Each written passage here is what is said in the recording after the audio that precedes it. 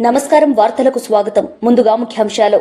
దేశ భద్రతకు సంబంధించిన విషయాల్లో ఇక్కడ రాజీ పడబోమని ముఖ్యమంత్రి రేవంత్ రెడ్డి స్పష్టం. ముఖ్యమంత్రి రేవంత్ రెడ్డితో కలిసి రాడార్ వ్యవస్థను ప్రారంభించిన కేంద్ర రక్షణ శాఖ మంత్రి రాజ్నాథ్ సింగ్. 48 గంటల్లో నిందితులను పట్టుకున్నాం. AP home minister Vangalapudi Anitha స్పష్టం. సమాచార వ్యవస్థను పటిష్టం చేసుకోవాల్సిన అవసరం అనివార్యమని రక్షణ శాఖ మంత్రి రాజ్నాథ్ సింగ్ వెల్లడించారు. వికారాబాద్ జిల్లా దామగుండంలో నౌకాదల్ రాడర్ స్టేషన్ కు సీఎం రేవంత్ రెడ్డితో కలిసి కేంద్ర మంత్రి శంకుస్థాపన చేశారు. దేశ రక్షణ విషయంలో రాజకీయాలు చేయనివ్వబోవని తేల్చి చెప్పారు. మనం హైదరాబాదును పెద్ద ఎత్తున గుర్తింపు పొందింది. ముఖ్యంగా మన నగరానికి, మన రాష్ట్రానికి 3 వైపుల సముద్రం ఉన్నది. బంగాళాఖాతం, అదేవిధంగా అరేబియా మహాసముద్రం, హిందూ మహాసముద్రం, ఇవన్నీ కూడా 3 వైపుల దేశానికి సముద్రం మన ప్రాంతానికి ఉంటే సముద్రంలో ప్రయాణించే షిప్లను కానీ మిగతా వ్యవస్థల్ని మానిటరింగ్ చేయడానికి ఈరోజు అత్యంత స్ట్రాటజిక్ లొకేషన్ వికారాబాద్లో ఈ విఎల్ఎఫ్ను మనం ప్రారంభించుకోవడం జరిగింది. చాలామంది చాలా రకాలుగా ఈ అంశాన్ని వివాదం చేయాలని, ఇక్కడ విఎల్ఎఫ్ నిర్మించడం ద్వారా తెలంగాణ ప్రాంతానికి లేదా ఈ వికారాబాద్ జిల్లా ప్రజలకు అన్యాయం జరుగుతుందని అపోహలు కలిగించే ప్రయత్నం చేస్తున్నారు. నేను ఒక మాట స్పష్టంగా చెప్పదలుచుకున్నా. సేమ్ విఎల్ఎఫ్ తమిళనాడులో 1990లో ప్రారంభించారు. 34 సంవత్సరాలైన ఎలాంటి చిన్న నష్టం కానీ, ప్రకృతికి కష్టం కానీ, ప్రాంత ప్రజలకు ఎలాంటి ఇబ్బంది కానీ తమిళనాడులో జరగలేదు. ఇవాళ దేశంలో 2వ విఎల్ఎఫ్ వికారాబాద్ ప్రాంతంలో, మన ప్రాంతంలో రావడం, ఈ ప్రాంతానికి గడ్డం ప్రసాద్ కుమార్ గారు స్పీకర్ గారు ప్రాతినిధ్యం వహించడం, ఈ జిల్లాకు ముఖ్యమంత్రిగా నేను ప్రాతినిధ్యం వహించడం, మన హయాంలో ఇంత మంచి కార్యక్రమాన్ని తీసుకొని ఈ ప్రారంభోత్సవ కార్యక్రమానికి రాజ్నాథ్ సింగ్ గారే స్వయంగా రావడము, ఈ ప్రాజెక్టు యొక్క ప్రాధాన్యత తెలంగాణ సమాజం గుర్తించాలి. వివాదాలకు తెరలేపుతున్న వాళ్ళు దేశ భద్రత గురించి, దేశ రక్షణ గురించి ఆలోచన చేయాలి. कड़ी मेहनत, यहाँ के लोगों का कड़ा परिश्रम, मुझे कई मौकों पर तेलंगाना आने का अवसर मिलता रहता है और यहाँ के लोगों से बातचीत करने का भी अवसर मिलता रहता है. इसके अलावा रक्षा मंत्रालय में या फिर आर्म्ड फोर्सेज में भी तेलंगाना के कई अधिकारियों से मुझे बातचीत करने का समय समय पर अवसर मिलता रहता है. तो मैं उनमें एक चीज जरूर देखता हूं, वह देखता हूं उनकी हार्ड वर्किंग, उनकी कड़ी मेहनत. इस क्षेत्र के लोगों के अंदर काम करने के प्रति गजब की कर्मठता देखने को मिलती है. इसलिए इस क्षेत्र के लोग भी अभिनंदन के पात्र हैं. मैं मुख्यमंत्री श्रीमान रेवंत रेड्डी जी से कहना चाहूंगा कि आप बड़े भाग्यशाली हैं कि आप इतने मेहनती लोगों का प्रतिनिधित्व कर रहे हैं और आप यहाँ के मुख्यमंत्री हैं. साथियों, जब यह वेरी लो फ्रीक्वेंसी स्टेशन अपने निर्माण के बाद यह काम करना प्रारंभ कर देगा, यानी जब फंक्शनल हो जाएगा, तो हमारे मैरीटाइम फोर्सेज के लिए अनेक दृष्टि से यह बहुत ही महत्वपूर्ण सिद्ध होगा. मेरी नज़र में इस प्रकार के हाई टेक इंफ्रास्ट्रक्चर सिर्फ एक मिलिट्री इस्टेब्लिशमेंट ही नहीं होते, बल्कि इनका स्ट्रेटेजिक रोल, रणनीतिक भूमिका इन्हें नेशनल इंपॉर्टेंस का स्वाभाविक रूप से दर्जा देती है. दुनिया के अनेक रक्षा विशेषज्ञों का यह मानना है कि जिस तरीके से वारफेयर के तरीके डायनेमिक हो रहे हैं, ऐसी परिस्थितियों में मैन एंड मशीन यानी मनुष्य और मशीन के बीच इफेक्टिव कोऑर्डिनेशन, प्रभावी समन्वय का यह होना यह अति आवश्यक होता जा रहा है. चाहे वह साधारण परिस्थिति हो या फिर असाधारण परिस्थिति, हर स्थिति में किसी भी कमांड सेंटर का उससे जुड़े हुए सभी लोगों के बीच इंफॉर्मेशन के सीमलेस फ्लो का यह होना बहुत जरूरी है। और इस प्रकार के कम्युनिकेशन के लिए ऐसे सेंटर्स मैं मानता हूं कि बेहद इंपॉर्टेंट होते हैं। साथियों, एक स्ट्रांग मिलिट्री कम्युनिकेशन सिस्टम कई कारणों से यह महत्वपूर्ण होता है। इफेक्टिव कम्युनिकेशन किसी भी कॉम्प्लेक्स ऑपरेशन के कोऑर्डिनेशन में यह बहुत ही आवश्यक हो जाता है और यह मिशन में शामिल पर्सनल के रोल, रेस्पॉन्सिबिलिटी और उस मिशन के ऑब्जेक्टिव्स के प्रति उनकी अवेयरनेस, उनकी जागरूकता को यह लगातार बढ़ाता रहता है। एक क्लियर और सिक्योर कम्युनिकेशन चैनल न केवल टाइमली और इफेक्टिव डिसीजन मेकिंग में वह मदद करता है, बल्कि कमांड के ऑर्डर्स को फील्ड फॉर्मेशन तक पहुंचाने और सबऑर्डिनेट से फीडबैक प्राप्त करने के लिए भी यह एक महत्वपूर्ण माध्यम होता है।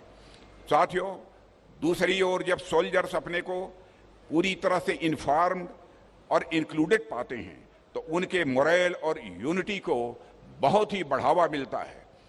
किसी भी युद्ध स्थल या ऑपरेशनल एनवायरनमेंट में यदि पूरी इंफॉर्मेशन अवेलेबल हो तो इसका सेफ्टी और स्टडी दोनों पर काफी पॉजिटिव इम्पैक्ट होता है।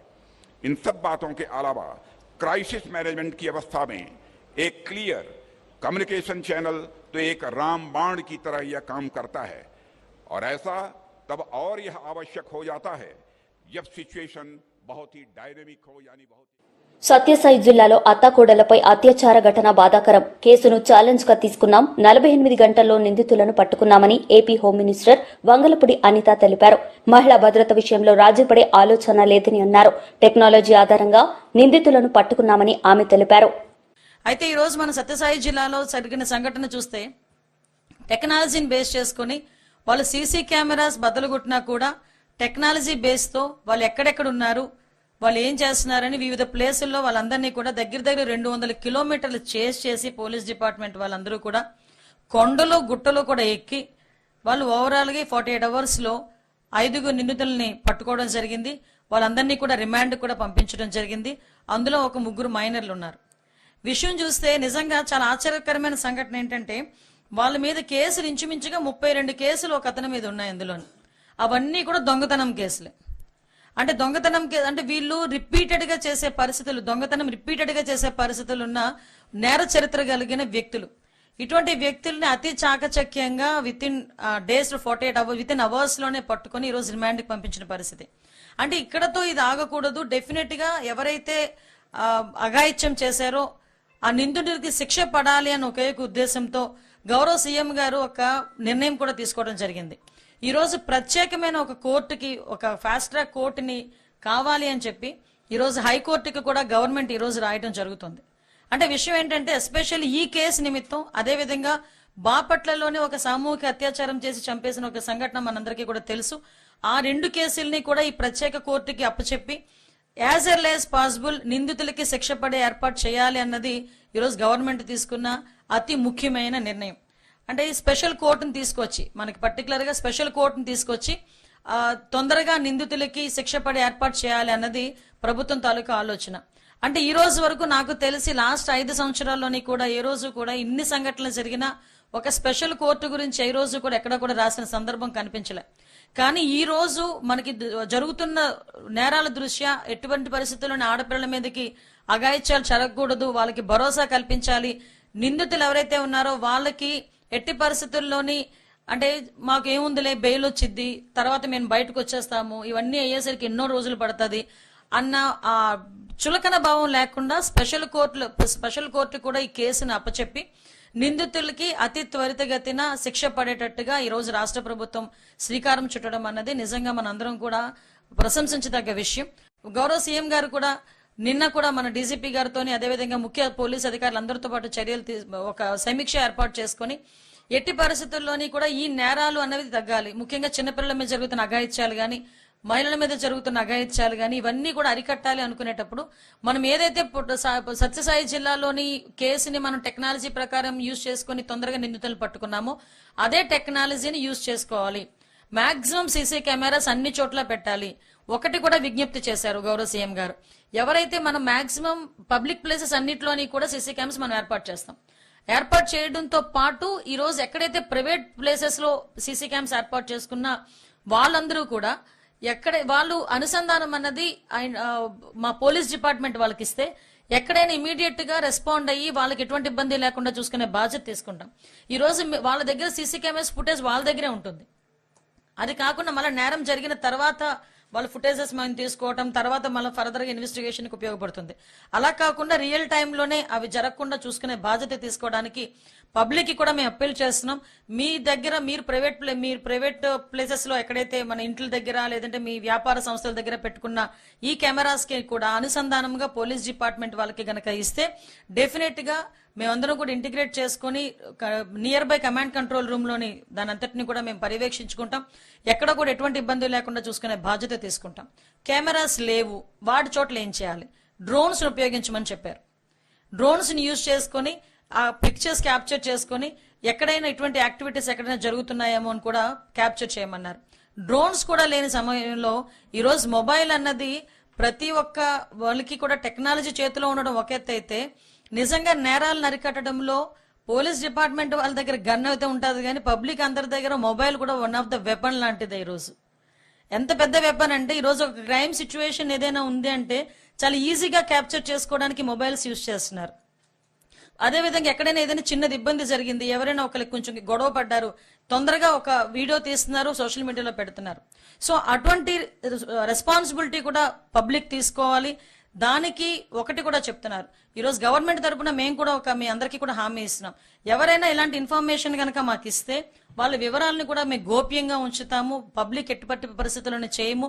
వాళ్ళకి ఫర్దర్ గా ఎటువంటి ఇబ్బంది లేకుండా చూసుకునే బాధ్యత కూడా మేము తీసుకుంటాం. అంటే ఓవరాల్ గా ఇక్కడ క్రైమ్ విషయంలో ఎక్కడ కూడా రాజీ పడకుండా నిందితులకి శిక్ష పడేయడం ఒక ఎత్తు అయితే, అసలు ఆ క్రైమే జరగకుండా చూసుకునే బాధ్యత కూడా తీసుకోవాలి అని ఒకే ఒక కారణంతో ఈరోజు ఇన్ని ఏర్పాట్లు కూడా మేము చేసుకోవడం జరుగుతుంది, ఎస్పెషల్లీ టెక్నాలజీని ఉపయోగించుకొని. టీడీపీ జాతీయ అధికార ప్రతినిధి కోమారెడ్డి పట్టాభిరామ్ మీడియా సమావేశం నిర్వహించారు. ఈ సందర్భంగా ఆయన మాట్లాడుతూ వ్యక్తిగత అవసరాల కోసం కోట్లు మింగిన అనకుండా జగన్ రెడ్డి అంటూ ఘాటుగా విమర్శించారు. ఈయన నిర్మించుకున్నటువంటి ప్యాలెస్ కు సంబంధించినటువంటి దృశ్యాలన్నీ ప్రతి ఒక్క సామాన్యుడికి కనపడతాయి కదా, అందుకని నో ఎంట్రీ, ఎవరిని కూడా లోపలికి అనుమతించేవాళ్ళు కాదు. అది అవటానికి పబ్లిక్ రోడ్ అయినప్పటికీ. కానీ చంద్రబాబు నాయుడు గారు ముఖ్యమంత్రి, కూటమి ప్రభుత్వం అధికారంలోకి వచ్చిన తర్వాత ఆ రోడ్డుని ప్రజలు ఎంతో ఇబ్బంది పడుతూ ఉండేవాళ్ళు. ఆ లోపల ఉన్నటువంటి ఇళ్లకెళ్లాలంటే చాలా నానా అవస్థలు పడుతున్నటువంటి సందర్భంలో ఆ రోడ్డుని ఓపెన్ చేయటం జరిగింది. ఓపెన్ చేసి లోపలికి వెళ్ళి చూస్తే ఇదిగో the great wall of China. మనందరం కూడా ప్రపంచంలో ఉన్నటువంటి వింతల్లో అదొక వింతగా మనం చెప్పుకుంటాం. 7 వండర్స్ లో the great wall of China అని కొన్ని లక్షల మంది వెళ్ళి చైనాలో ఉన్నటువంటి ఆ గ్రేట్ వాల్ ని చూసొస్తూ ఉంటారు. ఇవాళ మన రాష్ట్రంలో ఆ గ్రేట్ వాల్ ఆఫ్ చైనా లాగా the great fencing of Tadepalli palace, the great fencing of Tadepalli palace ఇవాళ ఇదొక ప్రజలందరికీ ఇదొక ఆశ్చర్యకరమైనటువంటి అంశం అయిపోయింది. విజయవాడ ఎవరొచ్చినా మా ఫ్రెండ్స్ వచ్చారు చెన్నై నుంచి, వాళ్ళు మామూలుగానే దుర్గగుడి దర్శనాలకు వెళ్ళారు. ఇంకేంట్రా ఏమన్నా చూస్తారా మీరు, చుట్టుపక్కల అన్నా చూసే ఇంట్రెస్ట్ ఉందా అంటే, అరే ఒక్కసారి ఆ ఫెన్సింగ్ ఏదో కట్టాడంట కదరా మీ సైకో, ఏదో 30 అడుగులు ఎత్తుంటుందంట, ఇనప కవచం అంట ఇంటి చుట్టూతా, ఒక్కసారి అది చూడాలని ఉందరంటే నేను ఆశ్చర్యపోయారే బాబు, ఇదో పెద్ద టూరిస్ట్ అట్రాక్షన్ అయిపోయింది అంటే పంపించా. వాళ్ళు వచ్చారే the great fencing of Tadepalli palace చూసి వచ్చారా బాబు, ఫోటోలు సెల్ఫీలు దిగుతా ఉన్నారు అక్కడ. అంటే ఇదొక నిజంగానే నాకు తెలిసి ప్రపంచంలో ఎవడో కూడా ఈ రకంగా ఇంటి చుట్టూ ఇన్ని అడుగుల ఎత్తులో ఇనప కంచెను కట్టుకుని ఉండరు. సరే కట్టుకుంటే కట్టుకున్నాడు, ఇదేమన్నా ఆయన సొంత డబ్బులతో కట్టుకున్నాడా? ప్రజాధనాన్ని దుర్వినియోగం చేసి ఎన్ని కోట్లో తెలుసా అండి? జిఏడి వాళ్ళు విడుదల చేసినటువంటి అధికారిక సమాచారం మేరకు ఈ ఇనుప కంచె the great fencing of Tadepalli palace కి మన మాజీ ముఖ్యమంత్రి మన మాము ఖర్చు చేసింది ఎంతో తెలుసా? అక్షరాల 12,85,00,000 రూపాయలు.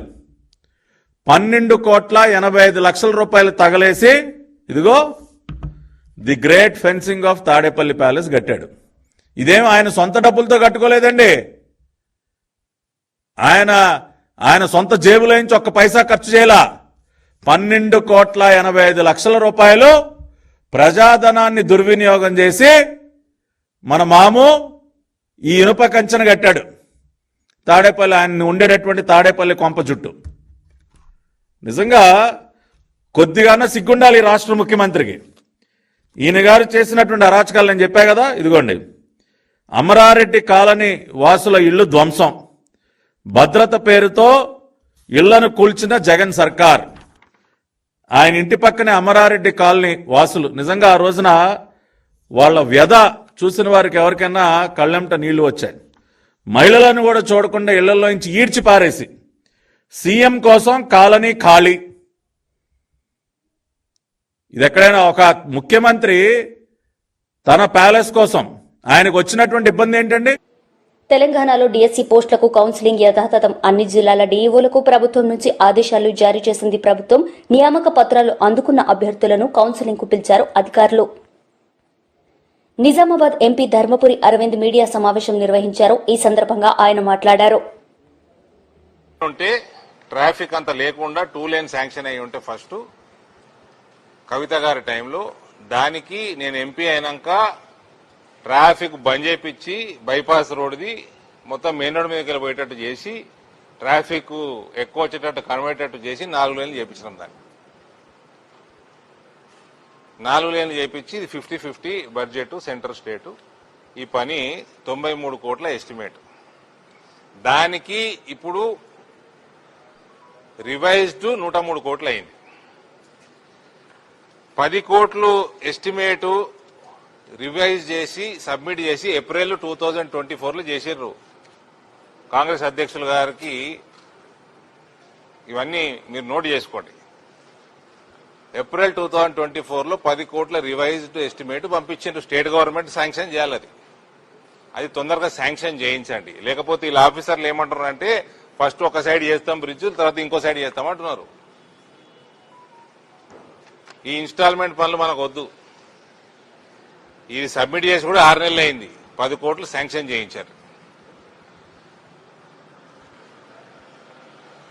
ఈ రివిజన్ కూడా ఫౌండేషన్ డీవియేషన్ అవ్వడం వల్ల, జీఎస్టీ కొంచెం పెరగడం వల్ల, మేజర్ గా ఫౌండేషన్ డీవియేషన్స్ అవ్వడం వల్ల రివైజ్డ్ డ్రాయింగ్స్, రివైజ్డ్ ఎస్టిమేట్లు అయినాయి.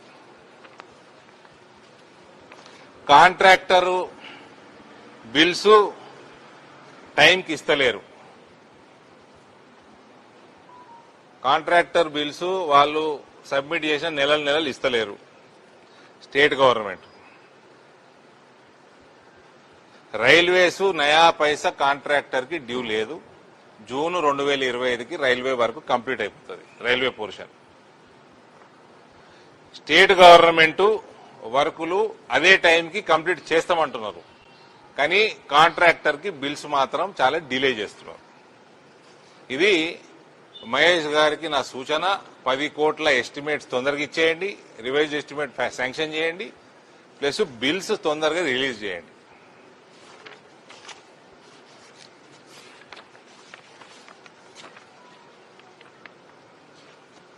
అరసపల్లి 135.9 కోట్లు, ఇందులో దాదాపు 95% పైన సెంట్రల్ గవర్నమెంట్ ఫండే.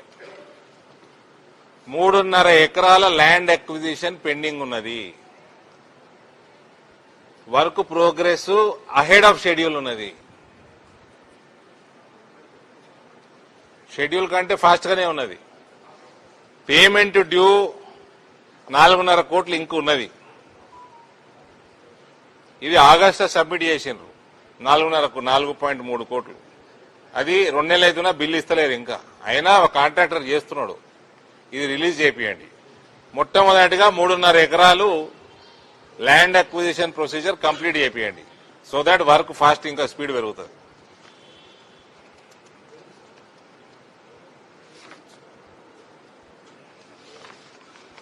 వీళ్ళు ముస్లిం ఏరియా అంటే ఇంట్రెస్ట్ కూడా ఎక్కువ చూపిస్తారు. అదే ఇంట్రెస్ట్ మాధవనగర్ మీద చూపెట్టున్నది.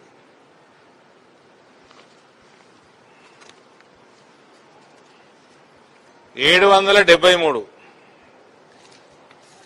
ఆర్మూర్ టౌన్ రైల్వే వర్క్ పోయిన నెల సెప్టెంబర్లో అయిపోయింది. ఆర్మూర్ ప్రజలందరూ వినాలి, రైల్వే వర్క్ అయిపోయింది. అప్రోచ్ రోడ్ల వర్క్స్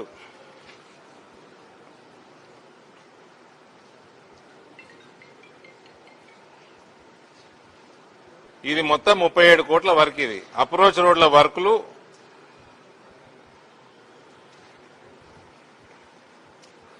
బిల్స్ డ్యూ 5 కోట్ల దాకా ఉన్నాయి. ఇది సబ్మిట్ చేసి కూడా 2 నెలలు కావస్తుంది అనుకుంటా. ఈ బిల్స్ తొందరగా క్లియర్ చేయించండి. కాంగ్రెస్ అధ్యక్షుడు మహేష్ కుమార్ గౌడ్కి చెప్తా ఉన్నా, దయచేసి మీరు ఈ బిల్స్ తొందరగా క్లియర్ చేస్తే వాళ్ళు ఇచ్చిన డేట్ ఇయ్యాలా ఒఫీషియల్ రివ్యూలా నవంబర్ ఎండ్ వరకు అప్రోచ్ రోడ్లు ఒక స్లాబ్ వేసి. కాంగ్రెస్ నేతలు మీడియా సమావేశం నిర్వహించారు. ఈ సందర్భంగా పలు అంశాలపై వారు మాట్లాడారు. जिसकी सीधे सीधे जिम्मेदारी प्रधानमंत्री मोदी जी की है, भारतीय जनता पार्टी की केंद्र सरकार की है। वादा किया गया था कि जब सरकार आएगी बीजेपी की केंद्र में तो विदेशों से काला धन आएगा, लेकिन साथियों काला धन तो नहीं आया, पर विदेशों से बहुत बड़ी मात्रा में ड्रग्स भारत देश में जरूर आ रहा है। जो पिछले 10 साल से ये हो रहा है वो एक सहज एक कोइंसिडेंस है या कोई एक प्लानिंग है। एक तरफ युवाओं को नशे में डालने की कोशिश तो नहीं की जा रही क्योंकि युवा बेरोजगार है, उसको उसकी तरफ तो नहीं ढकेला जा रहा। जो पिछले 10 सालों में हो रहा है उसके लिए मैं अगर 2 पंक्तियों में कुछ बयान करना चाहूं तो मैं ऐसे कहना चाहता हूं, वो आए हमारे कब्र में दिया बुझा के चले गए। वो आए हमारी कब्र में दिया बुझा के चले गए, दिए में जो तेल था वो भी सर पे लगा के चले गए। वैसा ही हुआ है जो पिछले 70 सालों में जो इंस्टीट्यूशंस बने थे, जो चीजें कांग्रेस पार्टी के समय में बनी थी, उनको बेचने का काम किया, बेरोजगारी को बढ़ाने का काम किया, नशे को बढ़ाने का काम किया। उसके खिलाफ आज भारतीय युवा कांग्रेस एक आंदोलन शुरू कर रही है जो पूरे देश भर में चलेगा और इसका आगाज कल नई दिल्ली जंतर मंतर से होगा, जिसके लिए आज हम पूरे देश भर के युवाओं को यह बताना चाहते हैं कि इसमें आप हमारे साथ जुड़ें। ये कल दिल्ली से प्रोग्राम शुरू होकर प्रदेशों में जाएगा, डिस्ट्रिक्ट्स में जाएगा, उसके बाद असेंबलीज में भी जाएगा, पूरे देश भर में चलेगा। और इस प्रोग्राम का, इस आंदोलन का नाम है नौकरी दो नशा नहीं। भारत का युवा नौकरी चाहता है, नशा नहीं चाहता, जिसपे आज भारत सरकार या ये बीजेपी सरकार उसको ढकेलना चाहती है। साथ ही साथ बहुत बार कहा जाता है कि हमारा युवा जो है वो युवा, हमारा धर्म खतरे में है, हमारी काफी चीजें खतरे में है। आपको एक चीज कहना चाहता हूं, ना धर्म खतरे में है ना कोई और खतरे में है। अगर कोई खतरे में है तो आज देश का युवा खतरे में है, जो बेरोजगारी की ओर ढेला जा रहा है, जो ड्रग्स की ओर ढेला जा रहा है। तो इसको रोकने के लिए जो हम मुहिम शुरू कर रहे हैं, मैं आपके माध्यम से पूरे देश के युवाओं को यह अपील करता हूं, अनुरोध करता हूं कि हमारी इस आंदोलन पे नौकरी दो नशा नहीं जुड़े और इस मुहिम के खिलाफ, ये जो ड्रग्स की मुहिम है, ये जो पिछले 10 साल से बढ़ती जा रही है, इसके खिलाफ हमें योगदान दें। धन्यवाद। यस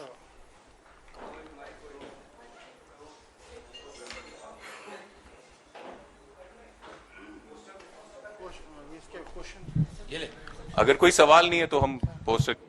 మాజీ మంత్రి గుడివాడ అమర్నాథ్ మీడియా సమావేశం నిర్వహించారు. ఈ సందర్భంగా టీడీపీ నాయకులపై ఆయన మండిపడ్డారు. ప్రజలకు చెప్పాడో అందరూ అనుకున్నది ఏంటంటే సంపద సృష్టి అంటే రాష్ట్ర ప్రభుత్వానికి, రాష్ట్రంలో ఉన్నటువంటి పేదవాడికి సంపద సృష్టిస్తారు ఈ నాయకుడు చంద్రబాబు నాయుడు గారు అని చెప్పి అందరూ అనుకున్నారు. కానీ కొత్త మద్యం పాలసీ వచ్చిన తర్వాత రాష్ట్రంలో ఉన్నటువంటి తెలుగుదేశం పార్టీ నాయకుల తాలూకా సంపద ఏ రకంగా సృష్టించాలి అనేటువంటి దానికి ఈ నూతన మద్యం పాలసీని తీసుకొచ్చారనేటువంటిది నిన్నటితో అర్థమైంది.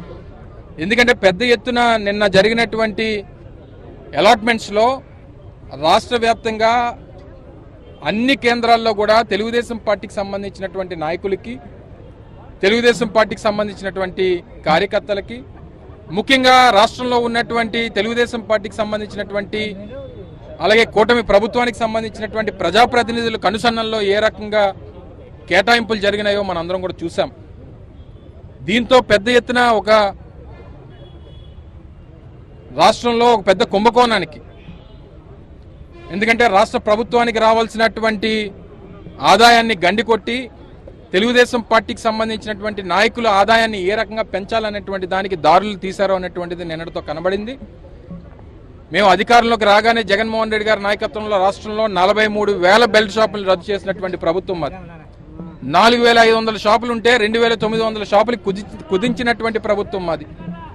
రాష్ట్రంలో ఉన్నటువంటి పేద కుటుంబాలని రక్షించాలి, ముఖ్యంగా మద్యానికి బానిసలైనటువంటి అనేక కుటుంబాలని రక్షించాలనేటువంటి ఉద్దేశంతో జగన్మోహన్ రెడ్డి గారు ఆ రోజు తీసుకున్నటువంటి నిర్ణయాల్ని అన్ని పక్కన పెట్టి ఆ రోజు వాలంటీర్ల ద్వారా రాష్ట్రంలో ఉన్నటువంటి ప్రతి ఇంటికి ప్రభుత్వ సేవలు అందిస్తే ఈరోజు చంద్రబాబు నాయుడు గారు ఇంటింటికి మద్యం పథకాన్ని ప్రవేశపెట్టినటువంటి సందర్భాలు మనం చూస్తూ ఉన్నాం. మీరు చూస్తూ ఉండండి, రానున్నటువంటి 2-3 నెలల్లో ప్రతి వీధిలో ఒక బెల్ట్ షాపు, ప్రతి ఇంటికి మద్యాన్ని అందించేటువంటి సందర్భాలు రాకపోతే మీరు అడగండి. ఎందుకంటే ఈరోజు పెద్ద ఎత్తున వసూలు చేసినటువంటి లైసెన్స్ ఫీజు కానివ్వండి, లేదా అలాట్మెంట్కి సంబంధించినటువంటి తీసినటువంటి డ్రాలో పెట్టినటువంటి డబ్బు కానీ, వీటన్నింటినీ ఏ రకంగా రాబడతారు? ప్రతి ఇంటికి మద్యాన్ని సరఫరా చేసేటువంటి స్కీములు తీసుకొస్తారు, ప్రతి వీధిలో ఒక బెల్ట్ షాపులు పెట్టేటువంటి కార్యక్రమాన్ని చేస్తారు. తద్వారా ఈరోజు పూర్తిగా విద్యని వైద్యాన్ని అన్ని పక్కన పెట్టి వెనక్కి నెట్టేసి విద్యా వైద్యం కాదు మద్యమే ప్రధానం, నాణ్యమైనటువంటి మద్యాన్ని ఇస్తామని చెప్తా ఉన్నారు.